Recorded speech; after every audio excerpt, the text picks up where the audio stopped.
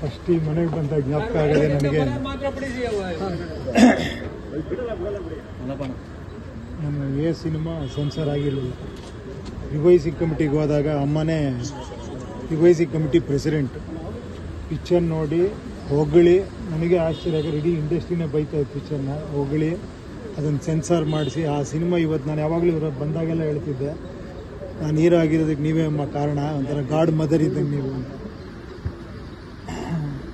ಪರಿಪೂರ್ಣ ಜೀವನ ಮಾಡಿದಂಥ ಒಂದು ಪರಿಪೂರ್ಣ ಆರ್ಟಿಸ್ಟ್. ನಮ್ಗೆ ಭಾಳ ಫ್ಯಾಮಿಲಿ ಫ್ರೆಂಡ್ ಥರ ನಮಗೆ. ಅವ್ರ ಮಗಳು ಇಂದು ಸಮರ್ಥ ಅವರೆಲ್ಲ ನನ್ನ ಫ್ಯಾಮಿಲಿ ಫ್ರೆಂಡು. ಸೊ ಫ್ಯಾಮಿಲಿಗೆ ಶಕ್ತಿ ಕೊಡಲಿ ದೇವರು. ನಾವು ಭೇಟಿ ಮಾಡ್ತಾನೆ ಇರ್ತೀವಿ, ಇಲ್ಲೇ ಪಕ್ಕದಲ್ಲೇ ಅಲ್ಲ ಫ್ಯಾಮಿಲಿ ಸಿಗ್ತಾನೆ ಇರ್ತಾರೆ. ಅವ್ರ ಮಗಳು ನಮ್ಮ ಮನೆಗೆ ಬರ್ತಿರ್ತಾರೆ. ಸಮರ್ಥ ಗಳಿಯ ನಮ್ಮ ಭಾಳ ಕ್ಲೋಸ್ ಫ್ರೆಂಡು, ಎಲ್ಲ ಸಿಗ್ತಾನೆ ಇರ್ತಾರೆ.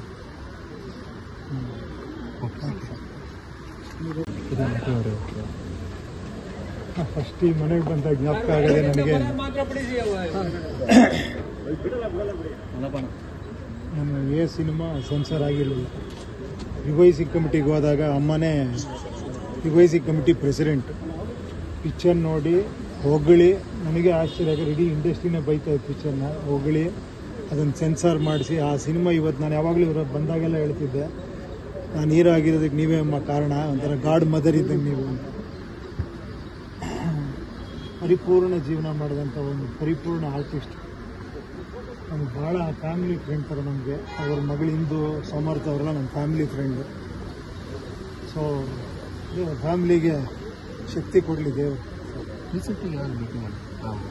ನಾವು ಭೇಟಿ ಮಾಡ್ತಾನೆ ಇರ್ತೀವಿ, ಇಲ್ಲೇ ಪಕ್ಕದಲ್ಲೇ ಅಲ್ಲ ಫ್ಯಾಮಿಲಿ ಸಿಗ್ತಾನೆ ಇರ್ತಾರೆ. ಅವ್ರ ಮಗಳು ನಮ್ಮ ಮನೆಗೆ ಬರ್ತಿರ್ತಾರೆ. ಸಮರ್ಥ ಗಳಿಯ ನಮ್ಮ ಭಾಳ ಕ್ಲೋಸ್ ಫ್ರೆಂಡು, ಎಲ್ಲ ಸಿಗ್ತಾನೆ ಇರ್ತಾರೆ.